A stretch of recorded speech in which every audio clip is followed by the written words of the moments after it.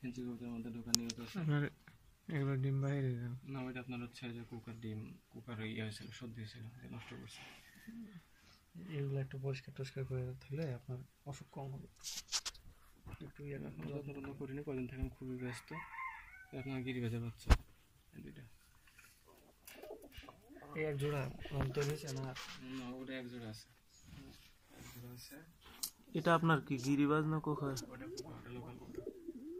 এখন মনে করেন অল্প ইয়ের মধ্যে পরে আস্তে আস্তে বড় বলে ওরকম জাতের মধ্যে যাবে। আর তেমন একটা নাই ভাই। এরপরে যে এরপরে ডাউ আছে, এক জোড়া আছে। এটা হবে খুবই খারাপ। এই যে এটা ছিল আমার কাছে আগে, মোটামুটি 8-10 জোড়া ছিল, কিন্তু বিক্রি করে দিয়ে এটা মুখী না? মুখ্য তো বড় সাইজ হয়।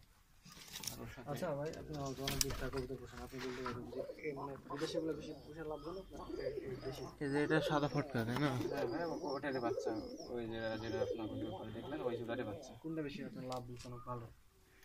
এটা ভাই, যেটা আপনার যদি বাড়ি যদি ধান চাউল থাকে, যদি আপনার কোনো কিছু বাজার থাকে কিনতে না হয়, তাহলে দেশি পেলে লাভ আছে। আর যদি আপনার সব কিছু যদি আপনার কিনতে হয়, তাহলে পরে দেশি বাজার লাভ।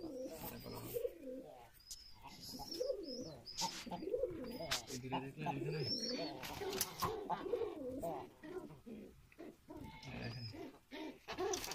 কেমন কিছু খালা জিনিস। এবার আর মাদি আছে, এর বাচ্চা যত চাই দিলাম, আমি কিন্তু বাচ্চা তুলতে পারি। 2-3 বার ডিম দিল, যে বাচ্চা আপনার এর আগের বার 2টা বাচ্চা কোন আইছে, আপনার মুখ ফাটছে। এটা আপনার কালো ফটকা, তাই না? এটা কালো ফটকা, যেবারে মাদি আছে। আনকমন তো এটা। হ্যাঁ, এটা সব জনের কাছে পাবেন, কালো ফটকা অনেকের কাছে পাবেন, কিন্তু এরকম আবার ডিম দিছে তো। হ্যাঁ, ডিম দিয়ে বসে আছে। ছিল এক সময় মোটামুটি আপনার 10,000 বাচ্চা কি ভিতরে রাখেন। অনেক ছিল। বাচ্চা দেওয়ার জন্য 3-4 জন আমার একটা ফ্রেন্ড লাগছে, ও বলেছে, যাই হোক আমি জানি না, কালকে একজন আসছিল। আচ্ছা, বাচ্চা নেই কালো ফটকা? না না, এই দুটো এই বাচ্চা নিবে সেই ভালো লাগছে। এখন খালি বাচ্চাটা আপনার হচ্ছে ইয়ে বলে, আপনার হচ্ছে উঠতে পারেনি, নিচে নামতে পারেনি, দেখে বাচ্চাটা আসছে না, তো পারলো একটু না। গিরিবাজ